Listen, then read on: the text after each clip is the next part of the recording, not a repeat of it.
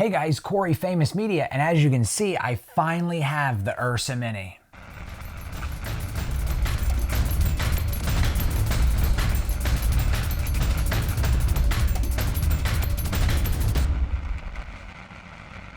So it's pretty cool that I finally have the URSA Mini here.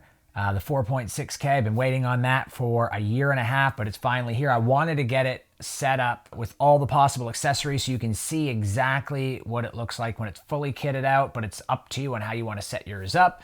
But you are going to need a V-mount battery adapter. I got one from IDX. You're going to need a V-mount battery, which I have from Sutronics. Of course, the shoulder mount kit, the viewfinder, and the camera itself completes the package. You can shoot without the viewfinder, and you can also shoot without the shoulder mount kit, but this camera's a little heavy compared to the cinema and production camera. Even though it has a handle, it's kind of uncomfortable to hold for more than a few minutes at a time. Ergonomics are much better than the cinema camera, but it's also twice the size and twice the weight.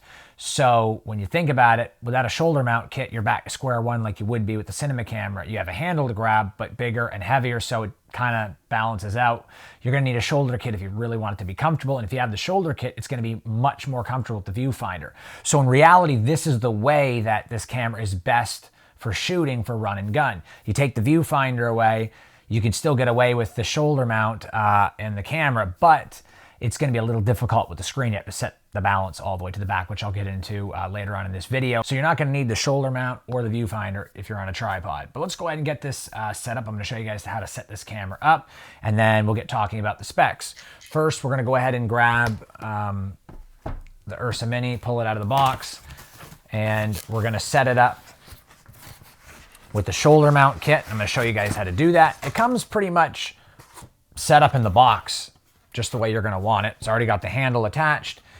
You got power splice wires for an extension. You got the handle strap right here, which to help hold your hand in there. That's pretty self-explanatory. And this is the wire that allows you to use the handle. It plugs in on the back side of the handle, and it plugs into the side of the camera.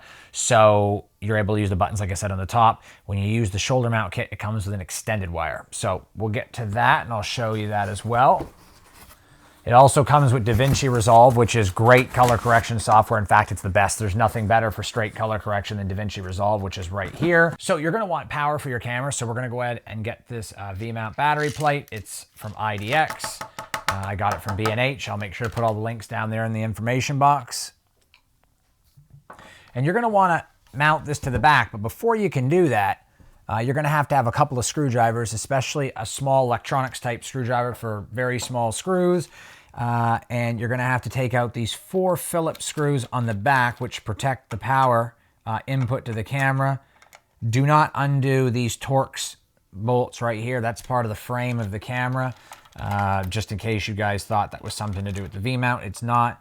There's threaded holes here for the V-mount adapter. This is a very affordable V-mount adapter plate, and it works great.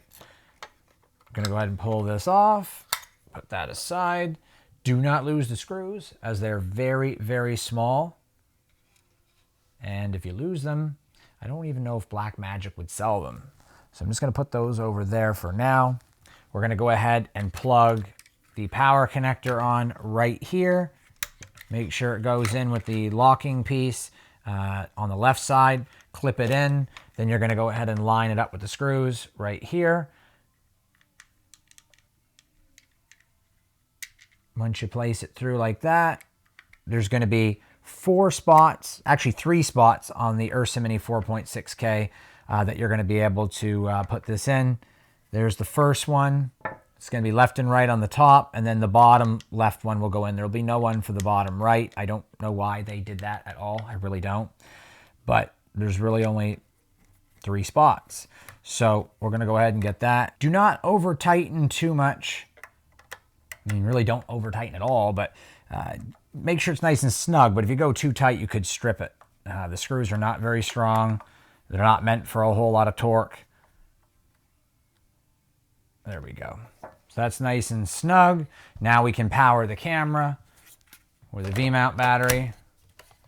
And with a V-mount battery, even without a lens, it's kind of a hefty camera. That's why the shoulder mount is very important if you're going to be running and gunning with this camera. So we're going to go ahead and get the shoulder mount kit out. So there's two ways to set this up, with and without the viewfinder. If you don't have the viewfinder and you don't want to use it, you're going to set it up just like that. Slanted forward, 2 screws right here in the back go to the top of the camera. If you're going to be using the viewfinder, this rubber piece comes off and it attaches to a plate they've provided with the shoulder mount kit, which is right here. And so you're basically going to be placing the back with the 4 female threaded screws right here on this spot, and you're going to be placing 4 screws in it, and then the viewfinder slides in. So we're going to go ahead and get that set up right now. And they've provided you with all the screws that you're going to need. The regular Allen screws are for holding just the handle. The extended ones, which are in this package right here, are for holding it in with the viewfinder, which is the ones we're going to need. And then, of course, the shoulder mount kit comes with the extension cables that are needed for using the viewfinder and extending the handle out. So if you see, one is a coiled and one is straight, so they give you options, which is awesome. So we're going to go ahead and get this set up now. Get these 4 screws in the bottom, and we're going to start by hand threading them in. It's relatively easy. They're going to go in perfectly snug. Don't over torque these because they're small as well. You'll definitely strip them if you go too tight. They're not meant to have a whole lot of torque or pressure put on them, just a little snug, and that's good enough. So now that we got that fully attached, ready to go, now what we can do is we can go ahead and we can get this set up on the top. We're going to use the 2 holes in the back with the extended bolts to put it into the top of the URSA Mini, which are these 2 right here. You're going to need a set of Allen keys as well. We're going to get those put into the top right here. And there's a lot of female threads on the top, so you can set it all the way forward, or you can set it back right about here, which is basically the standard, which is where we're going to put it. But you have the option to put it in any position that you want, which is really truly helpful that they have so many options for you when setting this up.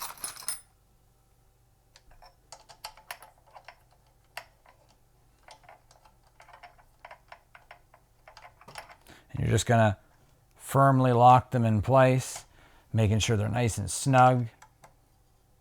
Not too tight, but these are definitely much stronger than the ones that we're using on the bottom, the really small ones. These can take a lot more torque, so you can get these nice and snug. They are holding the handle on the top. So that's pretty much done. Now we're going to go ahead and put the base for the shoulder on. It's got these 2 screws that have to be threaded in, and there's already a tap on the back right here. You can't see it, but on the very back, going towards the handle right here, actually it would be the front, but the back the way I have it set up right now. And you're just going to make sure it's completely straight and start threading the screw in. And you'll see that it'll go right through, no problem. And I'll grab my screwdriver and I'll just start spinning that in. And there we go. First one is in, do that to the second one. I recommend when setting the shoulder mount up, as you can see, there's 1, 2, 3, 4, 5 female threads on the bottom. And you're going to want the camera to be as forward as you can while it's on your shoulder. This way you got a little bit of room for your viewfinder, at least a decent amount. So what I recommend is basically using the last 2, and then you're able to slide a little bit forward or backwards to get, you know, the extra room you need for your viewfinder. But this is totally subjective, and you can pretty much set it up whatever way you guys want. Whatever way is most comfortable for you. That's why they give you the option to set it up pretty much any way you want. They have 5 female threads on the bottom, and whatever works best for you, good to go.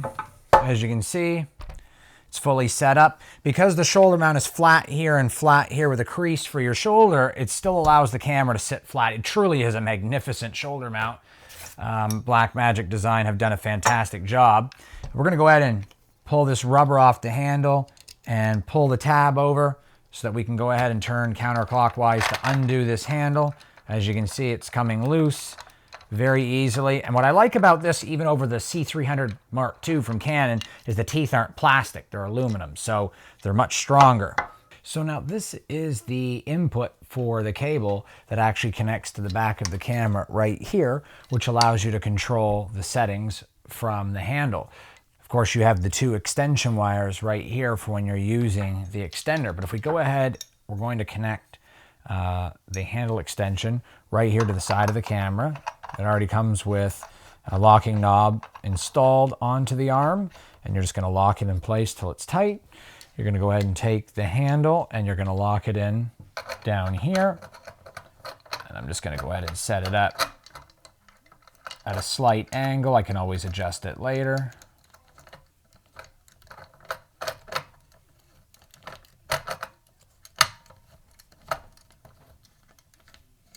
This rubber flap is kind of annoying. It's kind of hard to get it to go in just right. You'll see once you have it in your hand and you're trying to get everything pushed in that it can get very, very annoying. All right, there we go. So now that the handle's installed, as you can see, the camera's pretty much good to go now. It's got 2 15mm rod supports in the front for a follow focus and matte box.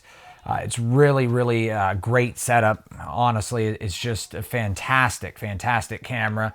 So we're gonna go ahead and we're gonna pull this aside and we're gonna open up the EVF. Now, the electronic viewfinder here from Blackmagic is actually one of the better viewfinders I've ever used. I would say it's as good, if not maybe better in some ways, than the Canon C300 Mark II. Although the Canon C300 Mark II comes with a viewfinder, this camera does not. It's separate and it's like $1,500.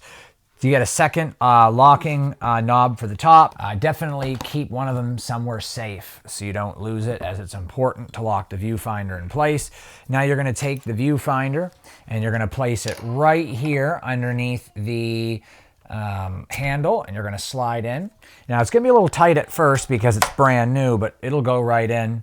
And then you're going to connect the output for the viewfinder right here. And it's got a nice rubber grip on the connection, so you'll be able to just slide it right over and lock it right in place. Really, really nice SDI lock on there. Most cables don't have that. Now you're going to go ahead and plug in the power for the EVF. I'm going to lower this handle just a bit more of an angle because I can't quite get it in there for the power.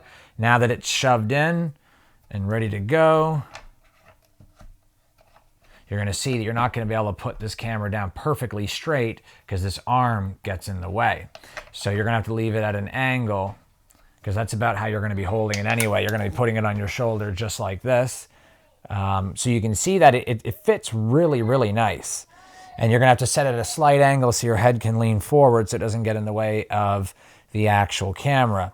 But it really is a nice viewfinder. So with the diopter on the top, it's really hard to loosen it at first, but once you actually get it loosened, you can turn the diopter to set it to wherever you want. I recommend between 6 and 7. If you have good vision, you don't use glasses at all, no reading glasses, nothing, and your vision's pretty much 20/20, I'd recommend 6.5. That's like the perfect setting on the diopter, but it's completely up to you. This camera is kind of heavy when it's rigged like this, but when it is set up like this, it's pretty much a run and gun. You can grab it, put it right on your shoulder, and you can get right to town. You can just get filming. You can grab it from the top and you can run at a different angle. It makes it very, very run and gun. However, this camera, just off the top here, weighs about 9-10 pounds at least, maybe a little more. That's without a lens, so it's about as heavy as a red setup would be. It's not as heavy as the URSA is, which is almost 20 pounds. It's quite a bit lighter than that, but it's not as light as a cinema camera. I have the cinema camera right here, and I would say that this is about half the weight. There's at least double the weight on the URSA Mini. What it really comes down to is the features. This has professional audio, professional battery, SDI outs. So you can also power stuff from the V-mount with the P-tap. You can get a very powerful V-mount, which adds a little bit of weight, but a lot more power options. So it's a really, really good setup. It has the handle. It sits on your shoulder. The viewfinder, you can set your peaking, you can zoom, change the display. On the side of the monitor, right here, you can pretty much set up the iris focus, the recording, your custom functions are set up, and then you can have your screen right below you with your viewfinder. You can even turn the viewfinder's a rubber guide right there for your eyes. Overall, the camera is much more geared towards professional filming than the cinema cameras. Just be aware that you're not just going to pick this up and go handheld with it. There's just no way even without the viewfinder and the shoulder mount and handle, you know, it's still pretty heavy. Even with the handle attached to just the brain with a lens, it's going to get a little heavy because you're going to need a light. And once you start adding all that, it's going to be double the weight of whatever you're doing on the cinema camera or more. Much more features, easier to use, which is why I recommend getting the handle and shoulder mount package as well as the EVF, because it just makes life much easier and it makes this camera deliver on what it's supposed to. Fatigue from the weight, not really. It's balanced nicely when it's on your shoulder. Won't be a problem having long shoots with it. About the only thing I didn't do was plug in my wire here. Actually, let's just get this extension cable plugged into the handle. Because I almost forgot about that. So we just put it right through here